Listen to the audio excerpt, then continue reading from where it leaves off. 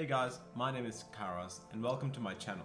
So I am going to be doing a 7-part series about how this reality is created using the Hermetic Principles.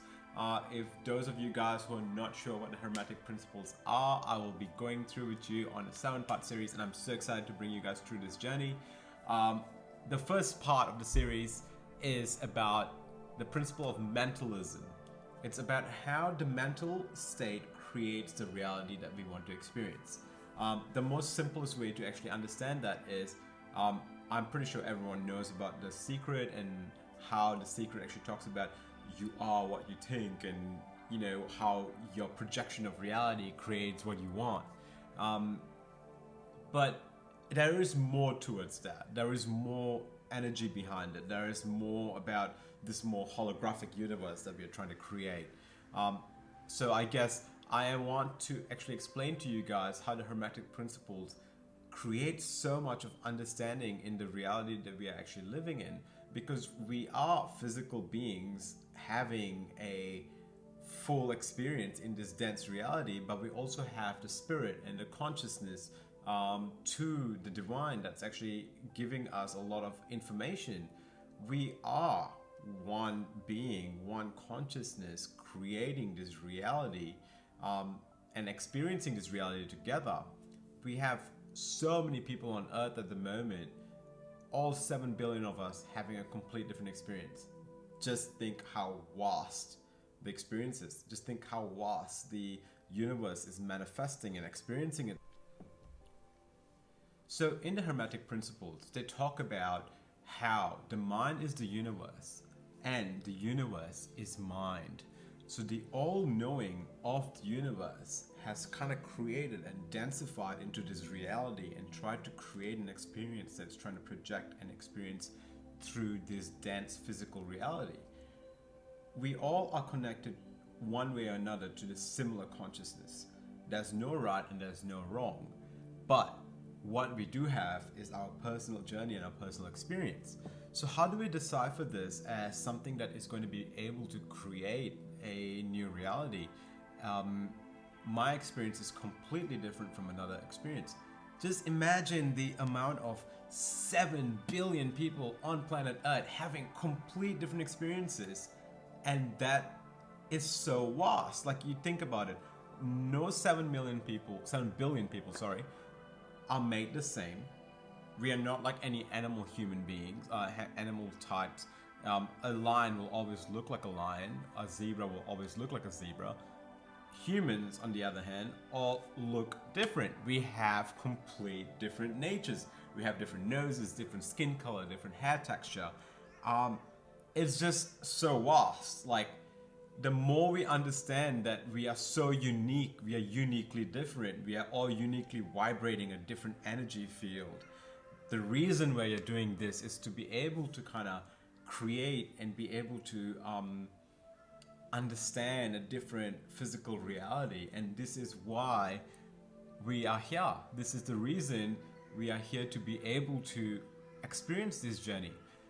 When we understand the principle of universal mentalism, the all-knowing, I would say, the universe itself has no constrictions.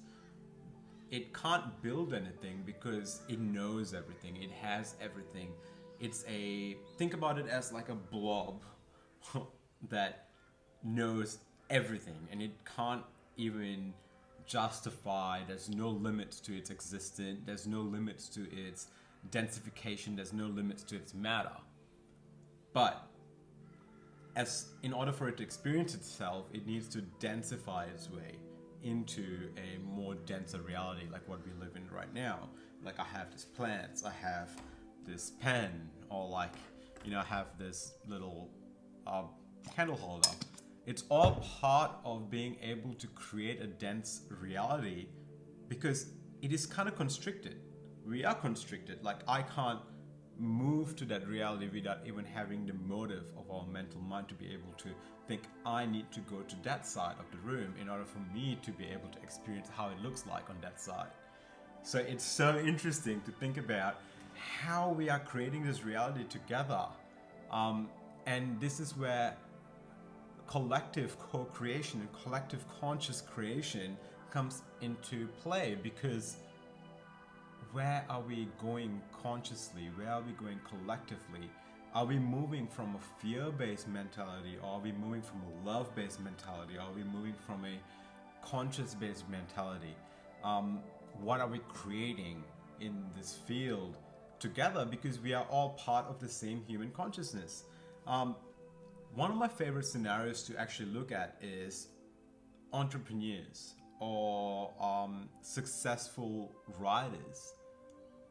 You think about how they have taken a manifestation of their mind and translated that and densified that into a book. That is a very powerful tool. So, like, just say for example, like right now I'm doing this video with you. I am taking a collective understanding of the universe and collective understanding of my reality and densifying it and projecting it out to you guys. That is powerful because I'm able to share my experience with you guys. The more we realize that we are all connected on one way of basis, and we all have unique expressions, and we embrace the unique expressions of each other, this is how we create a more beautiful, loving earth. This is how we create heaven on earth. Literally, every one of you guys have the power to be able to create something so unique to you that even the universe will be so joyous to be able to experience that with you. And that's how you vibrate in that capacity. So, in understanding that the living mind is actually creating this dense reality, why do we have fear, or why do we have shame, or why do we have all of these feelings and these emotions in order for us to get through it? So, in order for us to be courageous, we have to have some fear. I was afraid to talk in front of the camera for such a long time, but I am not going to let that stop me. So it took a lot of healing and a lot of self-doubt to move into a space of me being able to talk my mind to every one of you guys. So in order for me to move from one space to another, I have to overcome this massive hill that either my mental has put in. The universe does not actually want, not say it doesn't want you to achieve your goals. The universe is wanting you to achieve your goals, but it's going to give you little side swings constantly, per se. So just say you say, oh, I want to stop sugar. There's two options that I can do if I say I want to stop sugar. I can go to an island and just sit there and not have any sugar around me, and I'll be like, yep, 3 months in, I stopped sugar, I didn't eat any sugar. Or I could be having a reality like this, and I could just be living my normal day-to-day life, and there will be constant free chocolates, or people coming in with like sugar gifts and be like, hey, have a piece of cake or have a piece of chocolate. And for you to actually get into yourself and be, hey, I've put a commitment to myself to be able to say, I am not going to have sugar. And getting through that hurdle is where you want to be, because in order to move your and grow your being, you have to get through that hurdle. So it's quite interesting that in order for you to grow, you have to have that mental mind frame, the structure, the resilience to be able to move from one way to the other, because without actually getting through the mental hurdle, you're not going to grow as a person. Circumstances do not define who we are, because the circumstances is external. Who we are is internal. Our mind frame does not come from how the outside world creates us. our mind frame comes from how we take on what the outside world gives us and project it out. So if you think about it, pretty sure if you guys have heard of the saying, be like water. Because water flows. You put a water inside a glass cup, it just becomes the cup. If you put a water inside a teacup, a tea jar, or a vase, it becomes that object that the water is being contained in. If you look at the nature of water, how amazing that it can actually just flow into that dense reality no matter what the circumstances is. It will be able to fit into the most smallest nook and crannies without even being able to do anything. It will just sit there and just be still. And that is how the mental brain works. When we can still our mind and be able to just flow with the universe and flow with what the external universe wants to give us, that's how we become in alignment. We are aligning with the energies of the universe. We are aligning with the power that the universe has given us in order for us to be able to co-create together a new dense reality that is more optimal to our timeline and our time frame and our time space.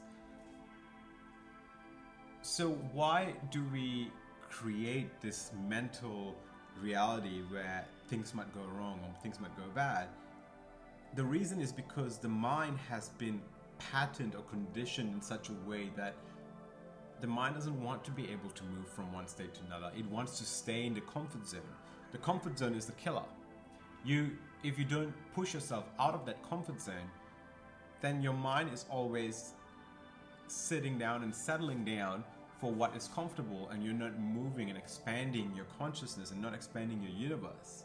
And it's so important for us to be able to do that, because the more we do that, we are going to be able to create a reality that is way more dense and way more creative or way more playful, because we are playing with the universe. The universe is wanting to play with us, but we have forgotten that we can create the realities that we want to create, and we have forgotten that the mental state is what actually creates that reality. You choose what comes in and you choose what goes out without being completely attached to anything around you. Is the kind of state that you want to live in. We all have the power to dictate change. In this time and space at this moment, we all have and must come to ourselves and our self-awareness of who we are to dictate change. Life might not have been fair to you, and life might not have been the most generous to you, or life might not have been the most easiest, or it could have been the most easiest for you. But we can dictate the change that we want with the realities present. Not everyone is held the same deck of cards, but what you do with the cards is more important than actually having a more generous deck of cards. Someone who probably have all the wealth in the world might not be able to simulate change, or might not be able to actually consciously help humanity or make any change. But someone who have the least, it's possible to change someone's life in such a different way. It's quite important for us to understand this concept that we create the realities that we want to experience. And the more we start working on ourselves and being the change that we want to see in the world, or thinking or projecting the mentality that we want to see in the world, then you attract more people to be able to be the same way. Because when we create this reality and this denseness of matter, the universe doesn't actually know what's right or wrong, because it is the right and wrong. So we can create and mold what is right and wrong according to what our consciousness wants it to be right and wrong. But you have to understand that the only true energy at the moment in this dense reality is love. Love is the only energy that will be able to create, and I'm talking about unconditional love. Love that is so high vibe and unconditional, because you do not judge anyone from that unconditional love. You do not have any kind of attachments or blockages in that conditioned love. You are just giving the love constantly. And the more we do that as a race, and as humanity starts to do that more often, we will be able to create a reality that's going to completely change the whole world. And I think we are very, very close to that point. And I really hope in the next few years, we would see that change, that collective participation of everyone coming to life. We have grown so much technologically, scientifically, possibly spiritually, but it's time for us to also grow mentally, and also to be able to create the realities using our mental thought patterns, and understanding that what the universe wants is to be able to just re-experience it in a different dense matter. And it doesn't really matter, because there's nothing right and wrong in this universe. It's how you choose to experience it. Alright, thank you guys for listening to me, and I hope you guys like, share, subscribe, and I will see you guys in the next video.